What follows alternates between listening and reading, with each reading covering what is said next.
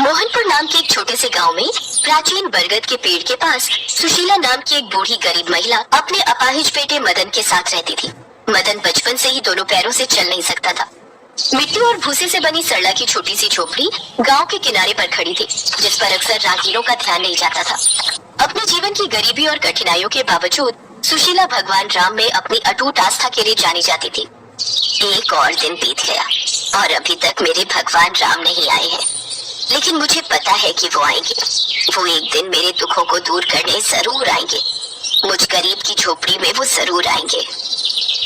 माँ, प्यास लगी है। हाँ बेटा, अभी देती हूँ, पानी भी और रोटी भी।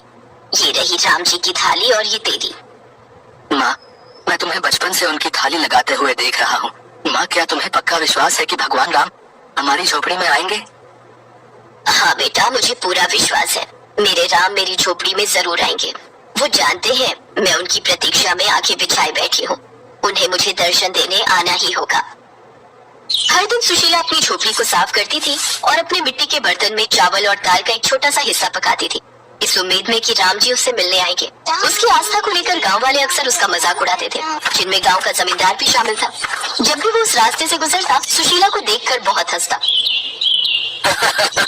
सुशीला, तुम और तुम्हारी कल्पनाएं, जितना मर्जी अपनी इस टूटी फूटी झोपड़ी को सजा लो, भगवान राम तुम जैसी गरीब बढ़िया से मिलने नहीं आने वाले। जमींदार साहब, आप जब भी इधर से गुजरते हो मुझे यही बात कहते हो। एक दिन ऐसा आएगा जब आप देखते रह जाओगे, जब मेरे राम मेरी झोपड़ी में आएंगे। मेरा दिल मुझसे कहता है कि राम आएंगे। उम्र के साथ साथ अक्सर ऐसा हो जाता है। खैर, हमें क्या, करो इंतजार, हम भी देखते हैं।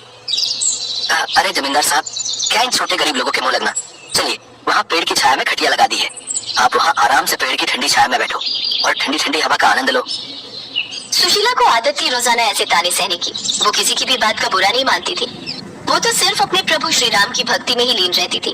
एक दोपहर में जब सुशीला गांव के बाहर लकड़ियां इकट्ठा कर रही थी, दो युवा और सुंदर साधु साधारण कपड़े पहने हुए उसकी झोपड़ी के पास आए। उनकी उपस्थिति शांत थी और उनकी मुस्कान बहुत ही कोमल थी। माँ, क्या हमें थोड़ा पानी मिल सकता है? हम बहुत दिनों से यात्रा कर रहे हैं, हमारे पास पानी समाप्त हो गया है। हाँ हाँ मेरे बच्चों, कृपया अंदर आओ। भोजन का समय है। मैं तुम दोनों के लिए भोजन भी लाती हूँ और साथ में पानी भी। माँ, कौन आया है? बेटा, दो ऋषि पधारे हैं, यात्रा पर निकले हैं, इसीलिए कुछ देर यहाँ विश्राम करना चाहते हैं। ये मेरा बेटा है मदन। सुशीला भोजन की थाली लगाने लगी, तभी दूसरे युवा ऋषि ने सुशीला से पूछा, माँ, आपने भोजन की ये 3 थालियाँ क्यों लगाई है? हम तो केवल 2 ही हैं। बेटा, ये थाली भगवान राम के लिए है। मैं जब भी भोजन लगाती हूँ तो एक थाली भगवान श्री राम के लिए निकालती हूँ, क्योंकि मुझे यकीन है कि एक ना एक दिन वो मेरी इस झोपड़ी में जरूर आएंगे और इस भोजन को ग्रहण करेंगे। ये लो बेटा, खाओ। सुशीला की बातें सुनकर दोनों युवा ऋषि मुस्कुरा दिए। उन्होंने घंटों बातें की। युवा ऋषियों ने गाँव, सुशीला के जीवन और राम जी के प्रति उसके अटूट विश्वास के बारे में उसकी कहानियां ध्यान से सुनी। जैसे ही शाम हुई, युवा ऋषि जाने के लिए खड़े हो गए। आपसे मिलकर और आपके प्रभु श्री राम के प्रति भक्ति को देखकर सचमुच हृदय आनंद से भर गया। धन्यवाद। बस अब तो मेरी इच्छा है कि राम जी भी ऐसे ही मुझसे मिलने आए जैसे आप आए हैं। तुम्हारी भक्ति जीत गई माँ। देखो, मैं तुमसे मिलने आ गया। तुम्हारी भक्ति मुझे यहाँ तुम्हारी झोपड़ी में खींच लाई। सुशीला देखती है दोनों युवक राम और लक्ष्मण के रूप में आ जाते हैं। सुशीला को कुछ पल के लिए तो अपनी आंखों पर यकीन ही नहीं हुआ। उसकी खुशी का ठिकाना नहीं था। उसकी भक्ति जीत गई। उसे अपने प्रभु श्री राम के दर्शन हो गए। बस माँ, अब दुख के दिन दूर हो गए। अब आपको चिंता की कोई जरूरत नहीं। अब मेरे आशीर्वाद से सब कुछ ठीक हो जाएगा। भगवान श्री राम आशीर्वाद का हाथ उठाते हैं। मदन के पैर ठीक हो जाते हैं और वो उठकर खड़ा हो जाता है। वो भी हाथ जोड़कर भगवान श्री राम और लक्ष्मण के सामने खड़ा था। सुशीला की आंखों से आंसू बहते जा रहे थे। देखते ही देखते सुशीला की झोपड़ी सोने की हो गई। उसके घर में धन भंडार भर गए। उसकी झोपड़ी में राम आ गए। सुशीला को आशीर्वाद देकर भगवान राम और लक्ष्मण अंतर ध्यान हो जाते हैं। जिन लोगों ने सुशीला का मजाक उड़ाया था, वे अब उसके अटूट विश्वास से आश्चर्यचकित थे।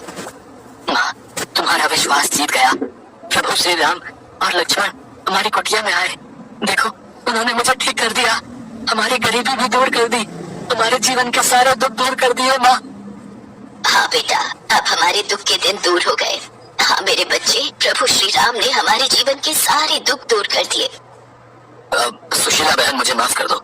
मैंने तुम्हारा हमेशा मजाक उड़ाया, पर आज हमारी आंखों के सामने सारी सच्चाई है। तुम्हारी भक्ति सचमुच बहुत सच्ची है। तुम्हारी झोपड़ी में राम आ गए सुशीला बहन। तुम सत्य कहती थी कि तुम्हारी झोपड़ी में राम जरूर आएंगे। सब गांव वाले भी सुशीला की भक्ति की बहुत प्रशंसा करते हैं और सब सुशीला से यही सीख लेते हैं कि भगवान पर अटूट विश्वास बहुत जरूरी है, तभी हमें सच्ची भक्ति का फल प्राप्त होता है।